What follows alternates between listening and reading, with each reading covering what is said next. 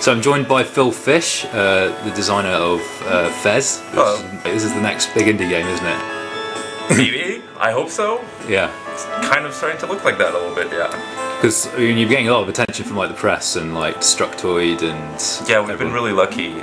People really seem to be interested in the game, and I have been for quite some time now, but I think the imminent release of the game is starting to get people really excited. How would you describe Rez to like a newcomer? It's a 2D game that takes place in a 3D world. Yeah. Basically, you explore these 3D structures from 4 distinct 2D points of view that you get to switch between at any time in the game. You rotate in 90-degree increments, and the 3D world is like flattened into 2D, but you only ever move and play in 2D, and then you rotate, and then you get to basically look what's behind the tower and like climb around it and things like that. And the game is about this huge open non-linear world that you explore using that mechanic. So what kind of inspired it? Because there's a very sort of old sort of Nintendo vibe to it. Yeah, at the very core I was trying to make a kind of Mario-Zelda hybrid, in that it would be a traditional platformer, well, outside of the rotation thing.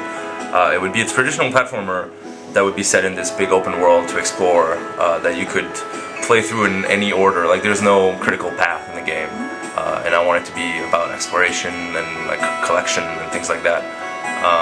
And Eco is a big inspiration also. I mean, what you're seeing right now is like the beginning of the game. It's a little village, and once you leave the village, the big open world is like totally empty. There's nobody there, and you're alone the whole time, and it's kind of melancholic a little bit. And Eco had that kind of somewhat sad feel to it that I wanted to inspire myself from.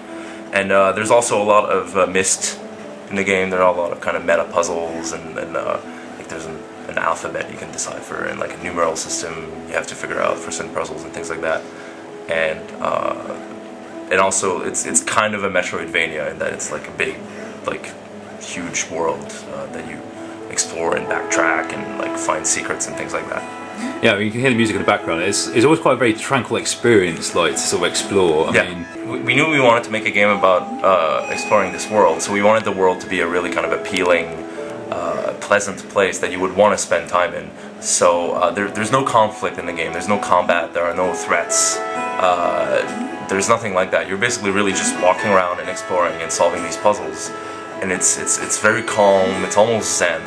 And yeah, the music is very soft like that, and it's been funny watching people play all week here, because they'll sit down and just shut up for like half an hour, and they're just like entranced by it. So you've been working on it for about 5 years. It's just been you and one of the guys. Well, the core team is me and the programmer Renaud Bedard.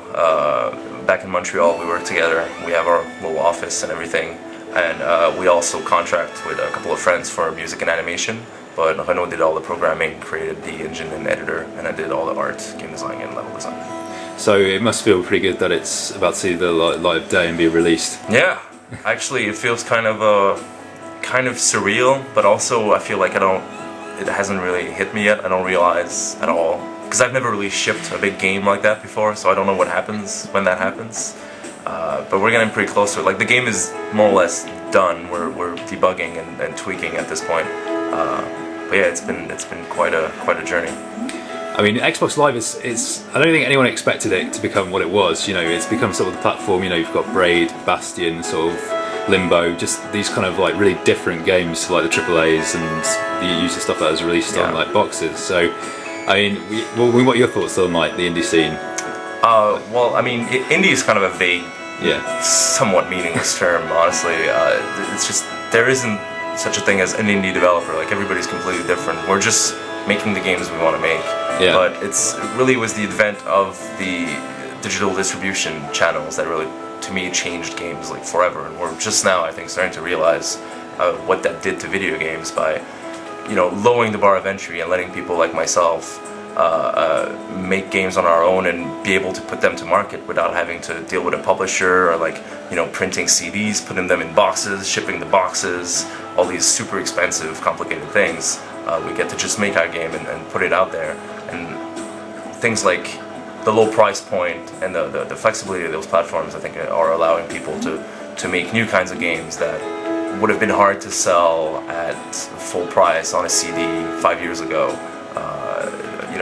The App Store, the iPhone, and all the other similar platforms are also doing amazing things for like smaller scale, more experimental games that would have been impossible to market before, but are now kind of super popular and becoming more so all the time.